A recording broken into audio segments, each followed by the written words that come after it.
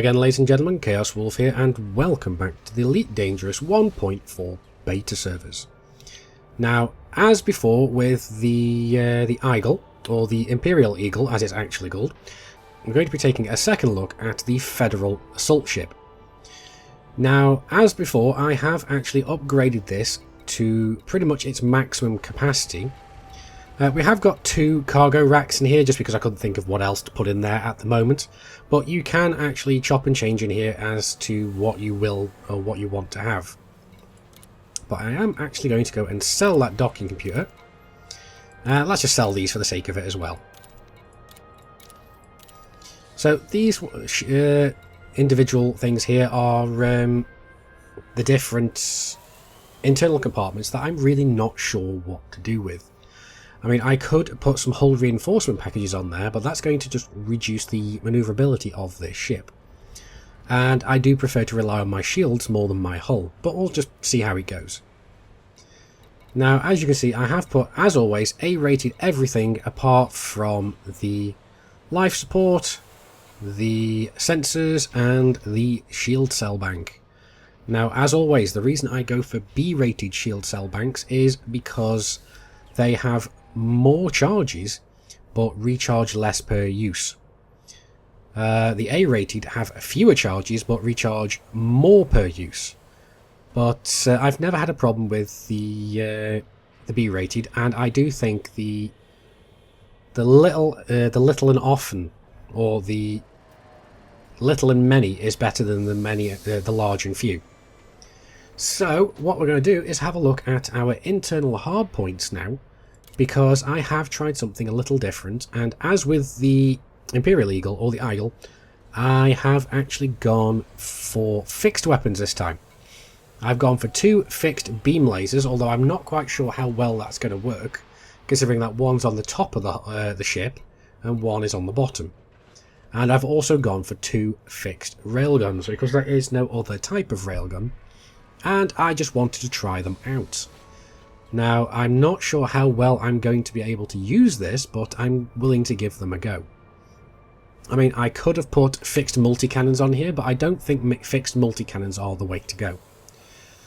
So what we're going to do is we are going to quit out, and we are going to go and have a look for some combat. Oh, this is going to be interesting. Scan detected. Target shields offline. Let's actually put some power into the weapons. That might help. Well, that's not too bad, I suppose. Target destroyed. Oh, it appears this guy's wanted as well.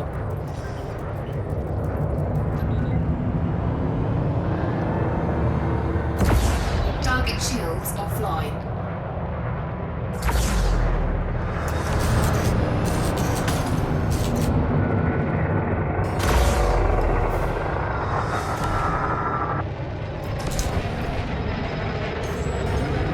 Come here, you.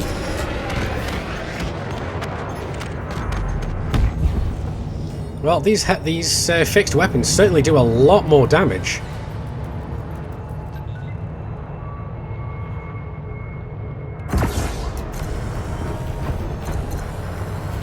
And from a distance, they actually don't do that bad for fixed weapons. Warning, temperature critical.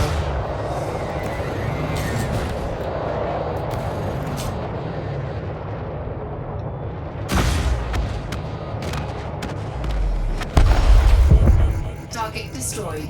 But the ones I did choose actually do cause a lot of excess heat. So let's go and see if this guy's wanted. No, he's not. Oh, we have a Viper, but is this actually a wanted ship? And yes, it is. Capacity exceeded. So let's give this a go, shall we?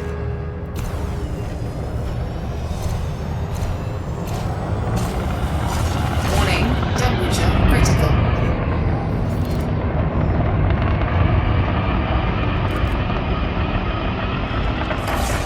Damn it.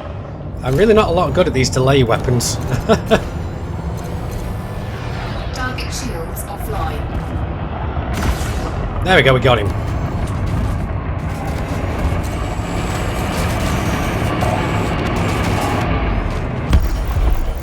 Target So destroyed. what else do we have? We have a Cobra over here. Is this also wanted? Yes, it is. So let's try. There we go. Wow, those railguns really do some good damage to shields as well. Offline.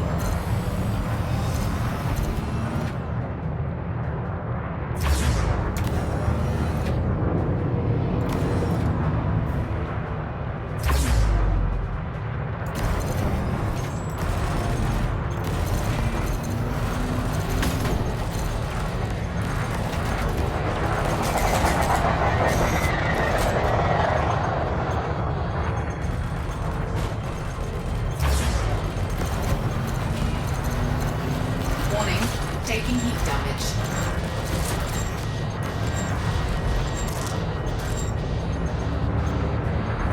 Warning, taking heat damage. Target shields online. Target destroyed. Well, that wasn't bad at all. I mean, obviously, even with my appalling attempt at using fixed weapons, I'm actually still able to blow things up in this ship, as I was in the Imperial Eagle. So, I do think that fixed weapons on this ship are totally viable. But anyway, let's get back to dock and see exactly. Let's find out exactly what I think about this ship now it's fully upgraded.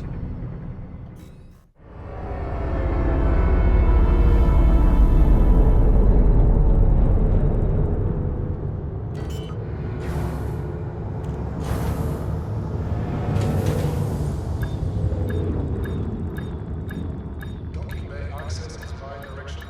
Please keep the airlock clear at all times. Thank you. Start production.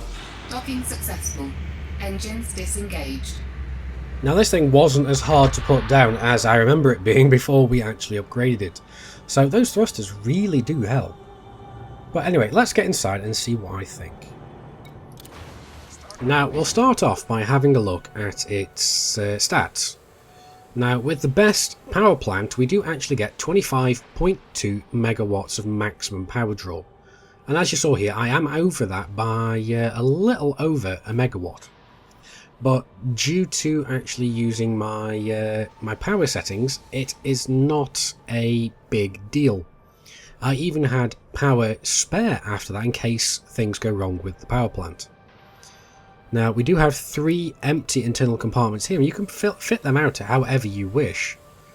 Currently there's no cargo capacity here. You could even go for a couple of cargo racks and a limpet controller. That might work if you want to just be able to pick up some random cargo, because especially since this ship can actually land at outposts, because it does dock on medium pads, so that is absolutely awesome. Basically, after upgrading everything, I did like how long I could fire the weapons for, and how often I could boost and how fast I could go. I do like this ship once it is fully upgraded. And I'm not just saying that because I am a very big sucker for the Federation. At least their ships.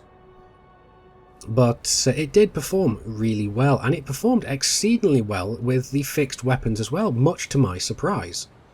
I was expecting to not actually be able to hit with both the top and the bottom mount at the same time. Now, because there is a tiny amount of target track, even with the fixed weapons, that made this very easy to do, especially at long ranges. But when we get up close and personal, that's when it's a little bit more difficult to actually train both these weapons on at the same time. But at that point, it's not really a big issue, especially since the 2 medium mounts are so close together. So again, that's not a big issue.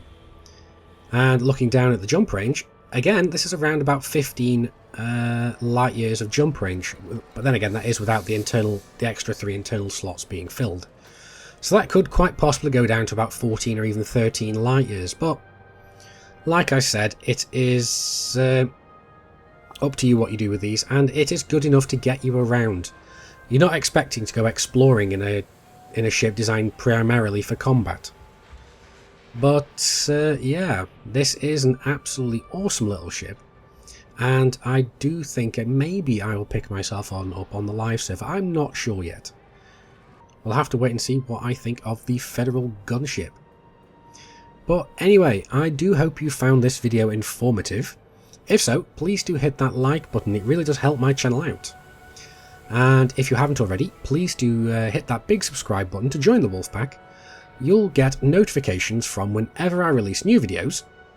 And you might also wish to check out the list of affiliated channels over on the right, as they do make Elite Dangerous content themselves, and they do work very hard on it. But anyway, Commanders, until next time, keep flying and stay shiny.